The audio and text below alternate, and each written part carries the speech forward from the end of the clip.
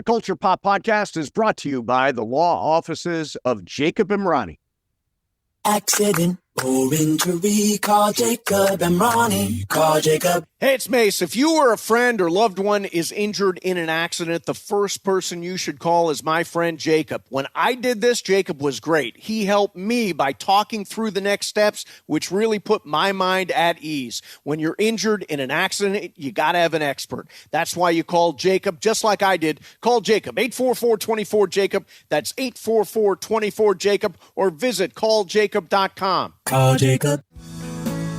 Hi, everybody. Welcome to the Culture Pop Podcast. I'm Steve Mason. That is Sue 𝐈𝐧𝐭𝐞𝐲. This is the show where we talk about everything happening in the world of pop culture. Great guest today, Joey McIntyre, one of the new kids on the block. His brand new show is called Tinselcolor. It is at CineVita, which is a Spiegel tent located in Inglewood. We'll talk to Joey about all that coming up. In the meantime, Sue, what's going on?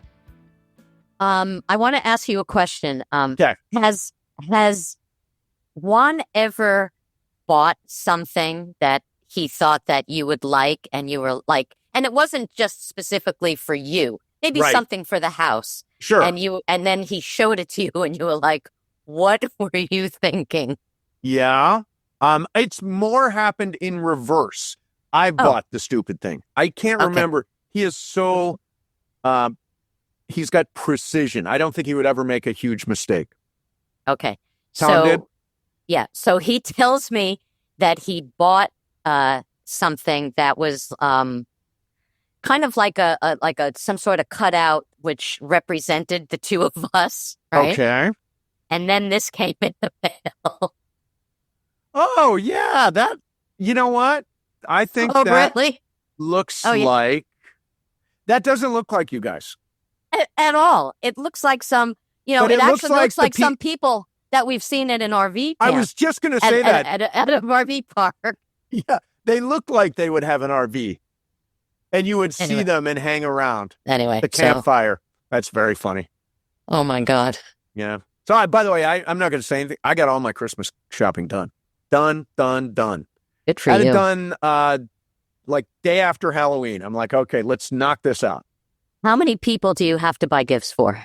I buy for my brother and his partner, Mhm. usually one gift. I buy my mom and Leo, and then Juan and I do not do gifts at Christmas. Okay. What We about only at do- work? What about at work? Do you do something at work? Yeah, I give money to the people I work with. They love Nice. that. Mm-hmm. And then I walk in someday with a bunch of Starbucks cards or something like that. But there's nobody specifically that I gift at work. How many do you buy for? Just Tom? Anybody else? I buy for Tom. I'll buy for my great nephew.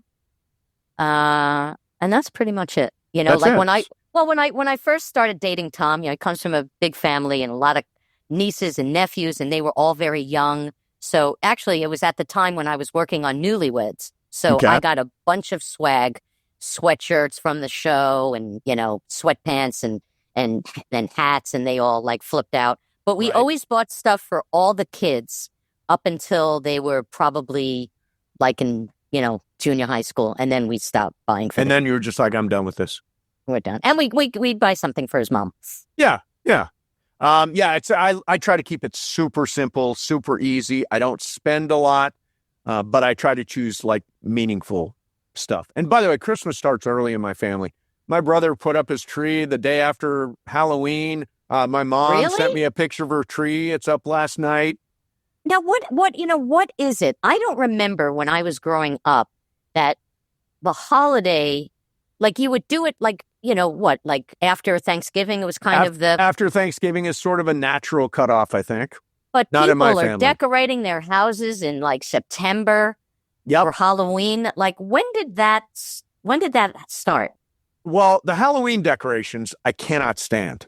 Oh, God. I'm on record for this, and I believe this should be a law. One giant skeleton per yard. I don't think you should have multiple giant skeletons. If you have a skeleton, that means no witch. If you have a skeleton, that means no ghoul. And I know you're going to put the cottony stuff all over the bushes and stuff, which is disgusting and tacky. But no, Halloween decorations are tacky. Christmas decorations, I think, are beautiful. Like, I love seeing houses lighted up at night and all that stuff. Now, what is the cutoff of people having to take their lights down after Christmas? It's a good question. I would say my dad's birthday. Which? January 6th. January 6th? Okay. Yeah. Because Tom has a theory that people who keep their lights on like way into January, yep, that they're alcoholics.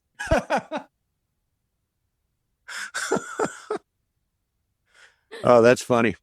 By the way, my dad's birthday was J6. That is so weird. I just noticed. Oh, wow. No. I just realized. Ew. You should just change that. You should change that. Terrible. I'm going to say his birthday's January 7th. You have to. That's like, I don't know if you know this story, but when the Reagans, one of the houses they lived in, their address was 666.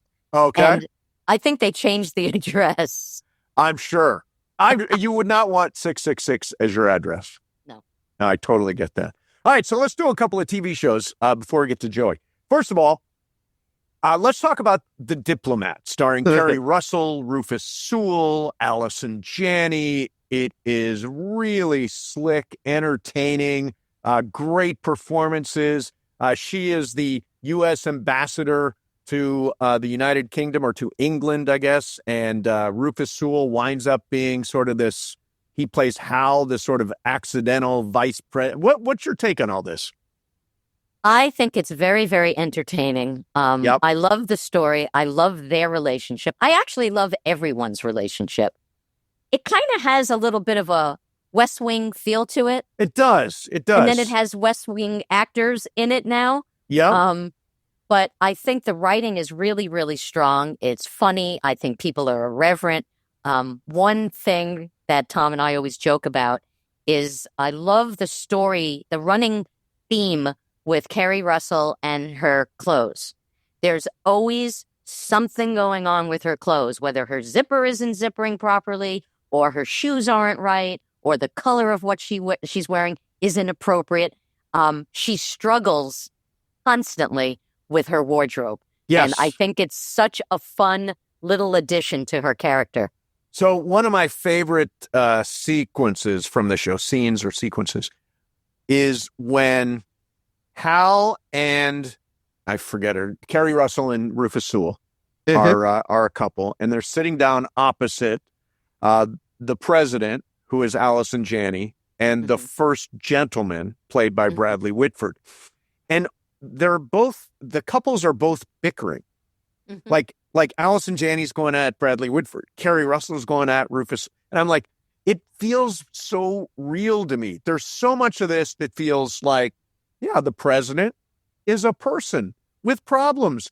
The president is a person who deals with a relationship. You don't think about stuff like this. I mean, the vice president, Hal is my favorite character on the show, played by Rufus Sewell.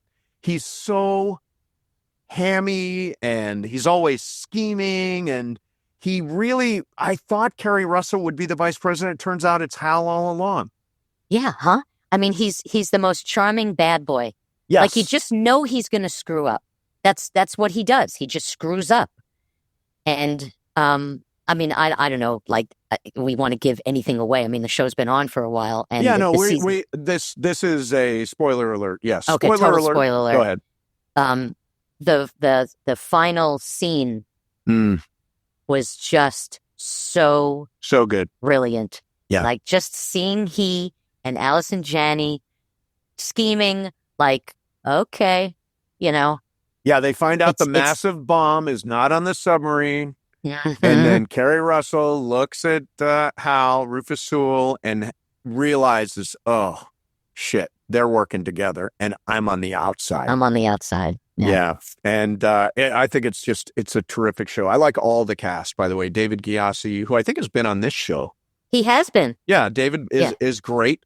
Rory Kinnear is the Prime Minister of England, is fantastic. It's perfect. He's such an asshole. I know. But then he has some charm to him too. He does. Yeah. And there's something, he's not my type, but he actually is. I see a woman's attraction to him. To him? Yes. In other words, you're attracted to him. Well, I mean, I could see how women would fall for him because there is something about him, and it is he could be such an asshole, but he does have a lot of charm. He does. So you would go for him. You'd take a run at that. I could see how other women would go for him. Oh, okay. Just not you. No. Women other than you. Yes. Okay. So Pluribus is the new series from Vince Gilligan, and it is streaming on Apple. And I got to say, I went into it knowing nothing. I didn't read anything about it. I didn't read interviews with Vince Gilligan. I just didn't want to know. And I was just stunned by what happened in the first episode, that people started getting taken over, I guess, and they're calling this the joining, where she is on the outside. Carol, played by Ray Seahorn, is on the outside, and everybody else is like a collective hive mind. It is so weird and freaky, and from the imagination of Vince Gilligan comes this. I'm blown away. I'm not exactly sure if I like it yet. Interesting.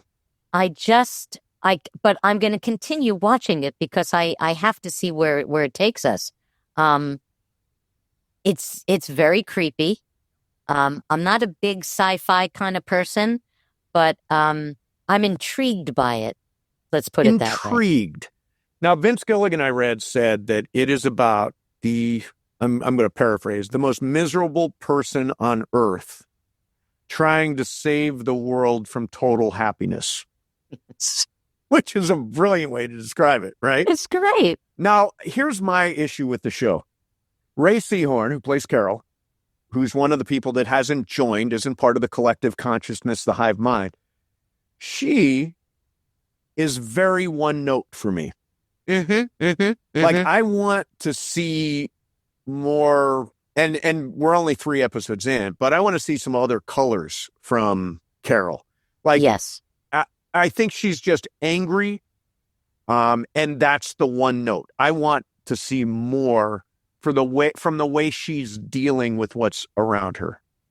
I'm wondering if we're going to see some flashbacks, because she was married. We saw a flashback to, you saw episode 3, right? Yes. We saw the flashback to them in the ice hotel in Norway. Yes. So I'm wondering if we're going to see more, and maybe, I don't know, we're going to see stuff of her younger. I don't know. But I think that is going to be maybe some insight into why she is the way she is. And she was miserable before the world got taken over. Oh, yeah. No, totally. Self-loathing and yeah. Yeah. And, she's a writer, so I guess that sometimes goes hand in hand with an artist, especially a writer, because it's sometimes could be torturous. I think you're right. But I wonder, what was I going to say? I wonder, you were saying that she's not part of the joining. The joining. And I wonder why she's able to not become it. Like, what are they waiting for? Because she said, when is this? She basically asked that woman who's kind of like her caretaker, when is it going to be? And she's basically, we don't know. And she says, can I prevent it? And she said, no. She said, right. She said that you can't. Yeah. Like, it's inevitable that she's going to become one of them. So that's why I have to continue watching it. So let me ask you a couple of questions. First, would you say that the world after the joining is a happy place?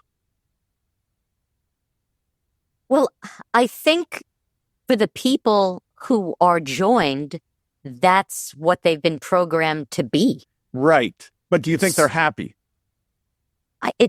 But that's a great question. It's hard to know, because now that, I wonder, do they have any remembrance or any feeling from when they weren't joined? Yeah, no, it's one mind, right? They're sharing one mind. Right. But at one point, weren't they they weren't joined. I mean, you're joined when Correct. it happens to you. So does everything that you experience prior to that, like do you never remember not having happiness? No, I think you remember everything that's ever happened to you. And you remember everything that's ever happened to everybody else. You remember all of it, which is so interesting because I do believe in collective consciousness. But I've always thought that there's nonconformity or there's individualism within that collective consciousness. In this case, there is uniformity amongst everybody. And I just wonder if that means happy. And maybe that question will be answered. Yeah, I don't know. I mean, I guess to me, because you're talking about if there is individuality and not collective, what does happiness mean? Does happiness mean the same thing for everybody? For some people, money, it makes them happy. And some people, It's like, no, I don't care. I could have all the money in the world, but if I don't have the perfect mate or, whatever it is that, is missing. The other thing I want to know from you is if you were in Carol's shoes, and we met the other people who are not joined. If you were in Carol's shoes, what would you be doing right now? And everybody else is part of this hive mind. What would you do? I'd be crying a lot. Crying? Really? Well, if I was in that situation where all this like weirdness was going on and everybody had a collective mind, I'd be beside myself. I would probably start smoking again. Okay, sure. That's smart. I would just be out of my mind. I like that one guy who was on like Air Force One. The guy on the plane? And the guy in the plane and had women crawling all over him. I'm like, that guy's got the right idea. She can ask for anything, including a grenade, and they will bring it to her. Why would you not say, hey, take me on a plane to Europe, and I'm going to go to the beach and make sure Leo DiCaprio's there along with Keanu Reeves, and we're going to have some fun. I mean, like, why wouldn't you take advantage of it that way? I guess just the idea that somebody is controlling everything in my life, even though I can tell them to do that for me, that would be the creepiest. I mean, this whole scenario, total creepy. See, I'm looking at it as a win if I'm that guy. That guy's having the time of his life. Yeah. And by the way, I think the reason these people aren't joined is that they're all assholes. Like, I don't think there are any nice people that aren't joined. That's the mysterious thing, right? So she's miserable. He's obnoxious. Were there nice people that were not joined? They were all on that plane. Right. But there were people that were joined and then there were people that weren't. Right. And look, and those people that were not joined were still with their family, even though they were joined. So they were still with their kids. Right. And yeah, because one of the kids said that she wanted to be joined. Right? Didn't she Correct. say she wants to be joined? She wants to be part of it. Be part of it. Yeah. Yeah. No. I would not be happy. Yeah. No. I would be miserable. No. I would be scared. Really. Yeah. See you on the Amalfi Coast with fancy meals and whatever guy I wanted, all that stuff. Why not? No. Oh, God. What do you mean, oh, no? But then, so just say you're in a relationship with somebody and they want to be joined and you don't want to be joined. You'd have to do it together. Right. You have to do it together. I don't think it works if you don't do it together. So, like, for example, I think if Juan and I were joined, that'd be fine. If one of us was joined and the other one was not, I'm not sure the relationship would survive. That's kind of how I look at like cosmetic surgery. Like you can't be in a relationship with somebody and one person gets it and the other person doesn't. Oh, interesting. Yeah. You just can't. Like I remember walking down the street in Beverly Hills one day and I was walking behind this couple and the woman had like beautiful, like long hair and the guy, from the back, he was wearing a cap and, they both like you had no idea how old they were. And then I passed them and the woman had like so much surgery and the guy didn't. Really?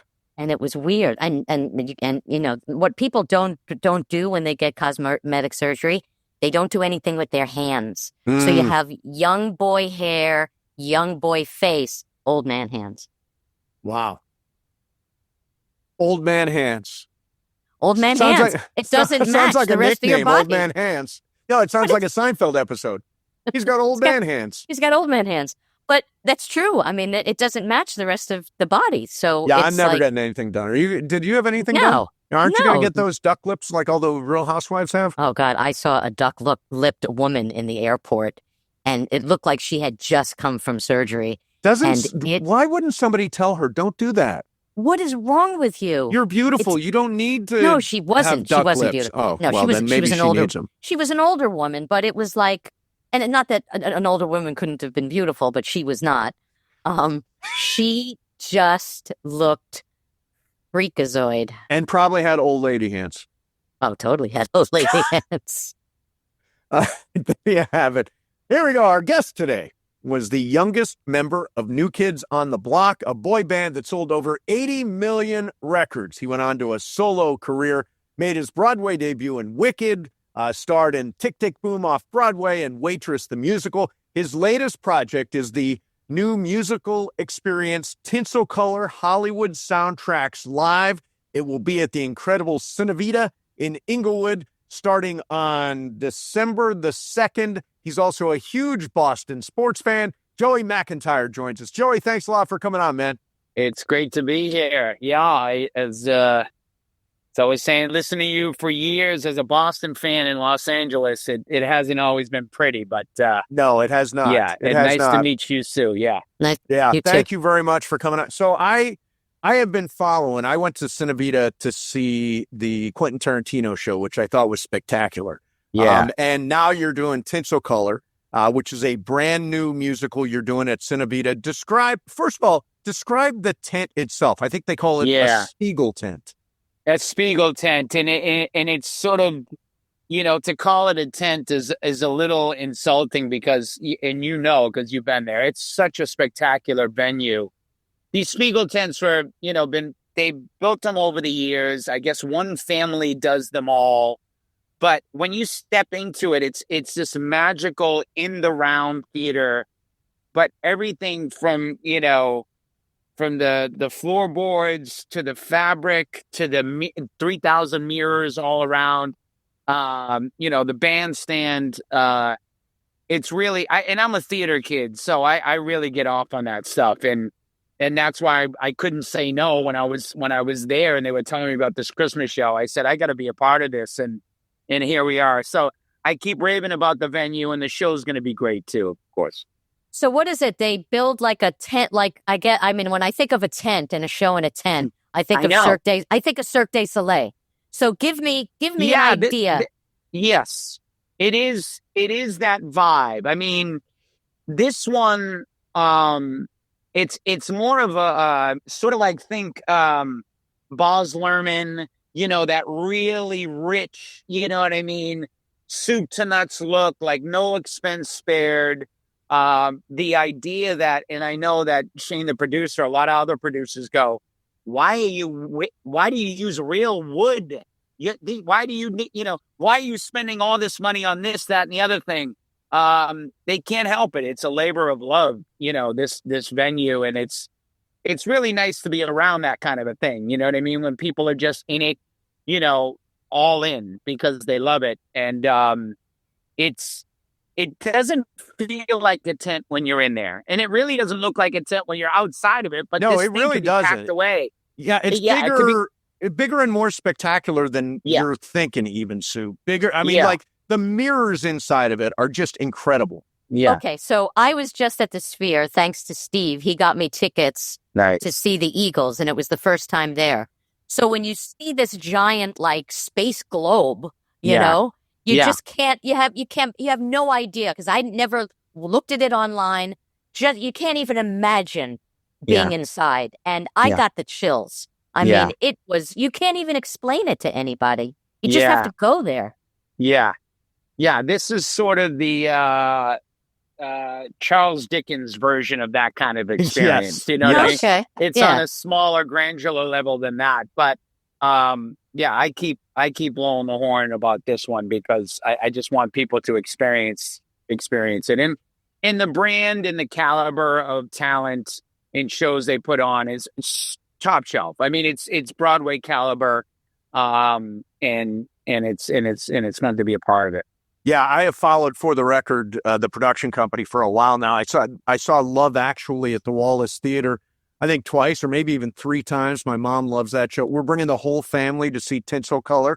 Nice. During the holidays here. Describe kind of we know the venue now, get a feel for it. Describe the show itself. Well, they, CineVita is, the sort of their brand is taking music from movies and putting it on its feet, and which is very exciting. And Tarantino, all these characters come to life, and it's really fun and grounded and, serious and beautiful.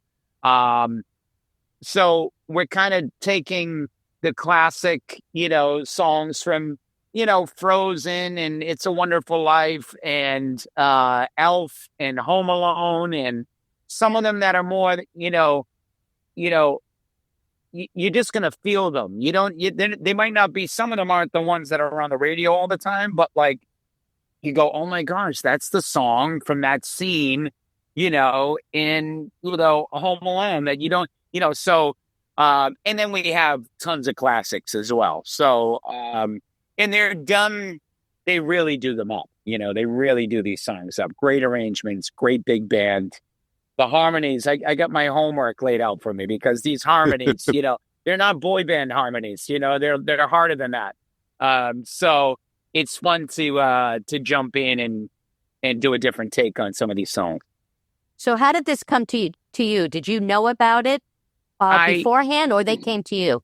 I had just done last year. I did a new show off Broadway called Drag the Musical, and one of the producers was friends with Shane and the guys at CineVita, and he said, "You got to see this venue." And I didn't know if I was going to do a one-off, a solo show, whatever it was. And when I stepped in, I was just awed by it, and the creative team was there working on, Tarantino, but also told me about this Christmas show that they're doing for the first time. And I was so taken by the place. I was like, do you need a host? It was literally on the spot. It was like love at first sight. And yeah, so we jumped right in, and it's really the creme de la creme. Yeah, I cannot wait to see it. And I trust the For the Record people to put on a great show. They always, always do. And the venue is just spectacular. We'll let people know they can get tickets at Tinselcolor.com. I want to ask you about some other stuff. You said you've listened to me for a long time. Yeah. So I want to tell you how omnipresent you were in my life in 1986. So I managed 86 or 88? 86? The 88 year is when we started. Yeah. 88, right. Okay, yeah. So I was managing a record store in the daytime, and then at night I would do 7 to midnight on the top 40 radio station. Oh, God. So that summer, I would manage the record store, sold a lot of New Kids on the Block records. They had these little pins with everybody's face on them. So I was selling little pins with your face on them. Then I would go to work at the radio station, and you guys were like number 1 on the top 9 at 9 when I was doing the radio. It was like you were everywhere at that point in my life. Yeah. I wonder, and you were arguably one of the most famous people in the world. You 5 guys were like, well, what is that like to be one of the most famous people on the planet? Well, at that age, it's all kind of a fun house, you know what I mean? And thankfully, there was 5 of us, so we didn't have to carry it all ourselves, you know what I mean? As a solo artist, I can't imagine that kind of experience. That makes it, so much harder.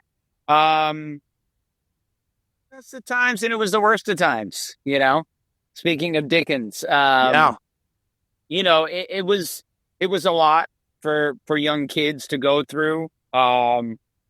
Thankfully, we came from really good working class Boston families that, luckily kind of kept our heads screwed on relatively properly. And, we hung in there and counted our blessings and, tried to hang on to most of the, the good of it. But, it's with it comes a lot of arrested development. and that happened. So in my 20s, I was trying to catch up with my teens, you know what I mean?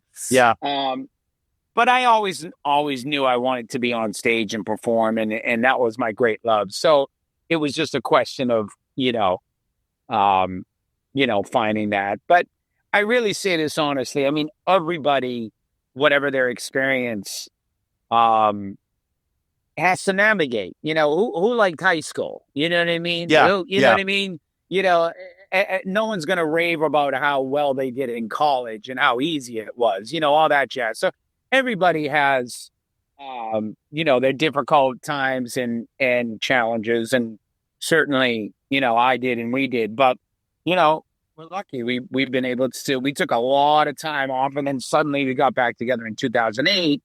And since then, we haven't messed that up, and our fans showed up and continue to show up. Who made the call in 2008? Well, the thing is like when we were kind of broke up in 94. So like for the next 10 to 15 years, every award show or MTV or something, they'd come. They just want to get a rating spike. You know what I mean? Come on, blah, blah, blah. And we always, I think we valued what we had, and we never sold ourselves short, And that's not easy, because I think a lot of bands kind of take whatever comes to them, and you think it's going to be the right thing. But so we were just in a healthy way. You know what I mean? We valued what we had. And then eventually, you got to get the right piece of the puzzles. I had met Jared Paul through 𝐈𝐧𝐭𝐲, who's a legend in the business. And I called Donnie and I said, I think you should meet this guy. I think he's a young, manager, but he came from the same era. He gets it. You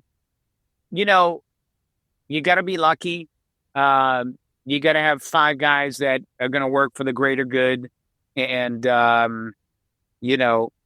it's not easy, but I think what we did in the long run is we always chose family and friendship first, which business-wise is not always the right move, but that's what we put first, and that's what we value first. And I think it's what's kept us together.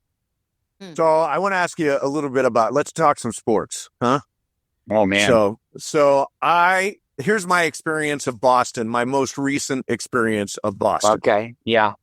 There was the 2018 World Series where you guys were so much better than us. It was never even close. It was never not even close. Yeah. You guys kept throwing Joe Kelly and Nathan Eovaldi, and it was just ridiculous every single game. I hated the Red Sox for that. And then 2019, I go to the Super Bowl down in Atlanta. I'm a huge Rams fan, and that was just awful. It's bad. It's bad traveling all the way and then losing and then getting on an overnight flight to come home and all that stuff. But both of those were wins for Boston. What is it like being a Boston sports fan? Well, listen, I'm 52 years old, so I earned all those championships. I earned all those rings. Sue's a Mets fan, so of course, me and my father. I was 12 years old, sitting on the couch. We toasted ginger ales with 2 strikes and 2 outs and 2 strikes in the 9th inning. So, and that, we'll call it loser mentality, was such a part of our personality in Boston. Like, we wore it like some sort of a cloak, you know what I mean? And it just indicated every choice we made. We were such cynics.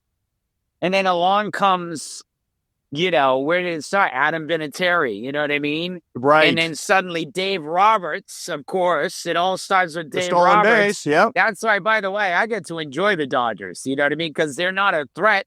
They're not in the division. It's only the Yankees.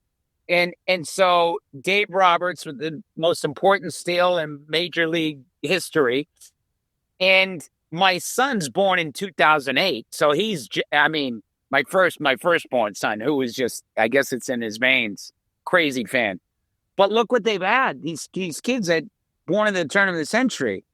7 Super Bowls, 4 World Series, a Stanley Cup, two freaking NBA titles. Yep. You know, Yep. it's like, it's embarrassing. You know, it's really, it's, you know, when you look at this, you know, Patriot team this year, Oh, yeah. if this Patriot team came along 30 years ago, you wouldn't be able to sleep. We'd be so excited. Now it's like, oh, isn't that cute? They're 9-2. Let's see what happens. Right. You know, it's like, it's, you know, it's embarrassing how lucky we've been. But speaking of, they are a great team to watch. And it's They gonna are be a very great exciting. team. I like Drake May a lot. Yeah. Well, it's got to be exciting to have the Patriots be contention, you know, again, you know, No question. after years of not having it. But, you know, when it comes to baseball, I dated a Boston Red Sox fan during that period. Oh, my goodness. And we listened to some of Game 7. I don't know if this was going on. I don't know how long it was going on, but Hartford, they would have it was like a preseason NBA game in Hartford for the Celtics. So, right, I remember those. I remember those. So we went to that game, and I said, "Are you sure you want to go to the game? You don't want to watch the Red Sox?" And he was so nervous to watch. So he said, "Let's just go." And they kept putting the score up on the scoreboard, and it was 3-0. And he said, "Okay, let's go." So we get in the car, and I had my Walkman. That's how long ago. And because he didn't want to listen to it in the car, and I couldn't help myself when I went, "Yes." And he looked at me and he said, "What? What?" And I said, "You don't want to know." And he said, "Just tell me." And I said, "You don't want to know." And they had tied it up. And when we got back to his house, his mother, who was a lifelong Red Sox fan, the two of them could not watch the game. I sat in his living room and had to be quiet because I didn't want to like rub it in. Yeah. But, oh, God, it was painful. Yeah. It was painful dating someone who was so invested. Yeah. I still haven't brought myself to watch that. It looked like a great documentary about the '86 Mets. I still, I don't know if I can go that far. I'm kind of over it, but just to watch it. But what a team that was. So the eternal Boston sports fan question, was it Belichick or was it Brady? You know, you can't have one without the other. You know, it's like love and marriage. Come on, there was more Tom. Well, I think so, man. I mean, I still don't know. I was lucky enough. I was at it was the same stadium. It was down in Arizona, right? When the Giants beat Glendale, the 18-0, right? Yep. So that was like a morgue. By the way, I was at that game too. That was a fantastic game. Yeah. Well, I mean, it's bad for you guys, but yeah. No, it was exciting. And then I was at the Seattle one. Yep. Well, we almost lost that one and then the interception, you know, but you know, you wonder, Brady or Belichick, and just won the last 2 minutes of that game, you know, and Belichick is staring across the field at Pete Carroll, taking the timeout. Now, you can still think that was luck of the draw and he's crazy. You know what I mean? Like, he made a mistake. He should have taken it. Yada, yada, yada. But, like, that's what genius and greatness does. It makes you question, like, everything. And then the same game, the fact that, you know, Brady did what he did down freaking, you know, 10 points. I mean, it was, you could hear a pin drop. Yep. In the middle of the fourth quarter, and they're down by 10. You know, just crazy. So we're lucky to have both. You know, I was thinking the other day, it's like, it's only a matter of time. But, like, when Bill comes back and he has his Bill Belichick Day at Foxborough Stadium, and he has his statue, you know it's going to happen. But for now, it's a little strange. He's gone off the rails a little bit. Yeah, I mean, I don't know what the hell is going on down there in North Carolina. Yeah, it doesn't seem, I'm surprised, because I remember that documentary in 2009. He was like, and he said it. I'm sure I'm not the first one. He goes, I don't want to be Marv Levy coaching in my 70s.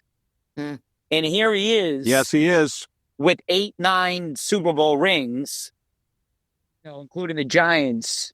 And it's just, but he loves the game. I don't know. I think there's another way for him to be a part of the game without, going down to the North Carolina and going 3-7, Yeah. I go back and I look at it and I think, there was Bill Belichick in the front row of the Miss Maine pageant, watching his girlfriend finish third.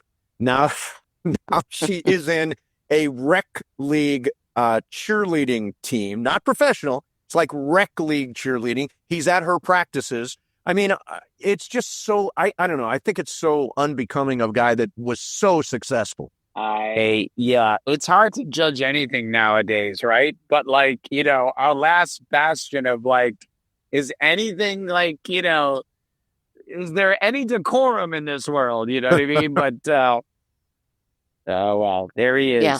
Yep. I want to ask you about being on Broadway because, my goal when I was growing up as a kid was to be on Broadway. Wow. I really wanted to go to Broadway. And you were there. You went. Was your debut in Wicked?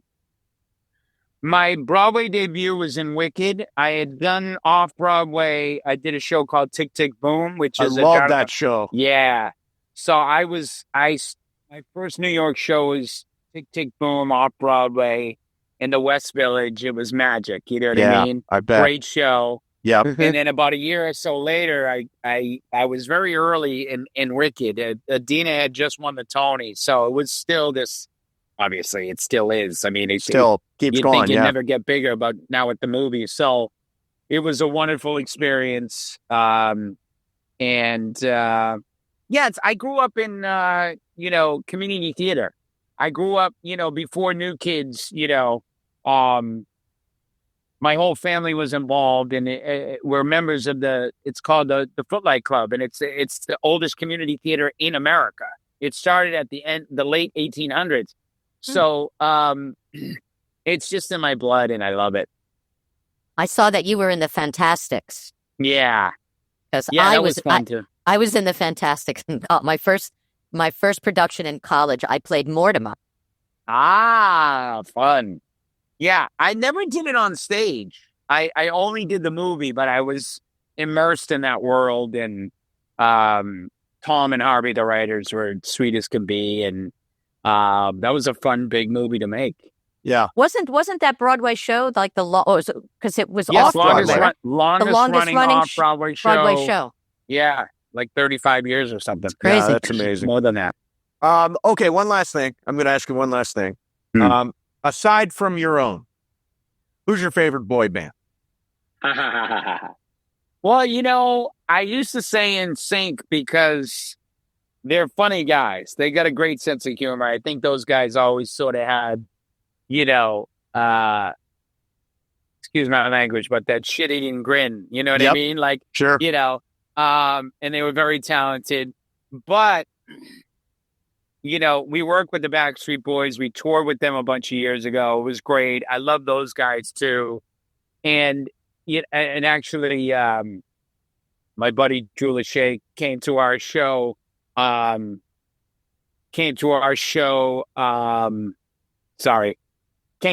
Vegas last weekend.